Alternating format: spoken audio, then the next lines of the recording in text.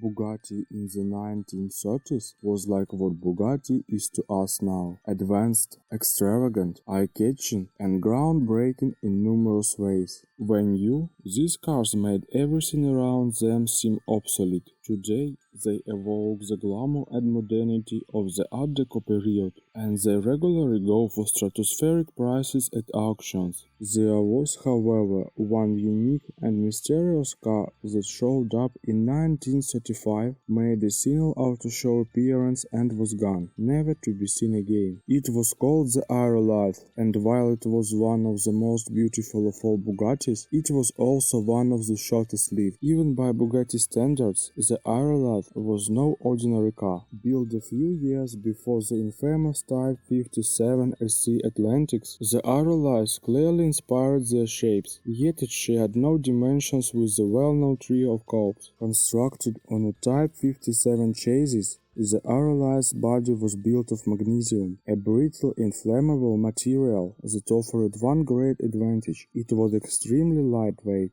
The Aerolithe made a sensational debut at the 1935 Aeroscout Motor Show in the UK and had one road test in 1936. It was never sold by the factory. That's where the Aerolithe story comes to dead end. The car was never seen again. It was most likely destroyed for materials during the war. When the Guild of Automotive Restorers in Bradford, Ontario, was commissioned to recreate the missing car, all that existed was a handful of black and white photographs and a few of rough blueprints. But accumulating those resources was just the beginning. A research team digitized the photographs, and every line and shadow was blown up, analyzed, and argued over by historians. After months of work and much trial and error, the team was able to re-establish the precise dimensions of the original car. There was early controversy as to whether the original car had been supercharged, but after exhaustive analysis, it was concluded that its inline 8 had been naturally aspirated.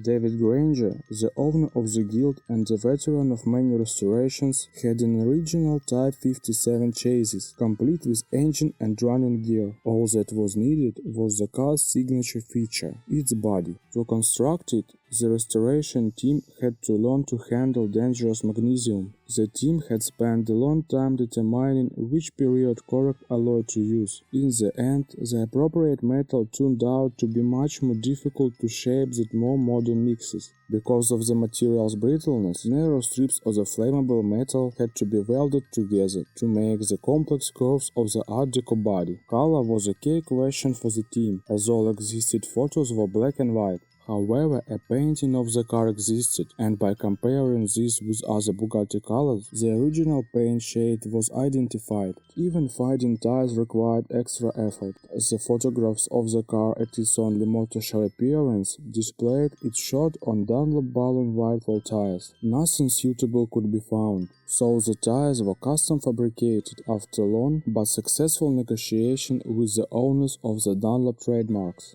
From start to finish, the research, planning, and execution of the Aerolithe build took 5 years of trial and error, down to its wheel skirts, high-arched haunches, and elongated, sloping rounded rear end, which houses a spare tire and is connected by the riveted rear spine. This car is the ultimate design look in the 30s. The prominent center spine, which later appeared on the Atlantics, was both aesthetic and functional. It helped stiffen the car's magnesium alloy body panels. The interior is classic Bugatti, with its center-aligned Yagi instrumentation and simple green leather seats. The Aerolithe is not only light, but also powerful for its time, with its 3.3-liter 8-cylinder beautifully built engine that produces a total of 173 bhp. The Aerolithe can cruise comfortably on the road, wearing its tall Javelin grille proudly. This one of Bugatti Aerolithe is not recreation or a fake, it is a story, and a car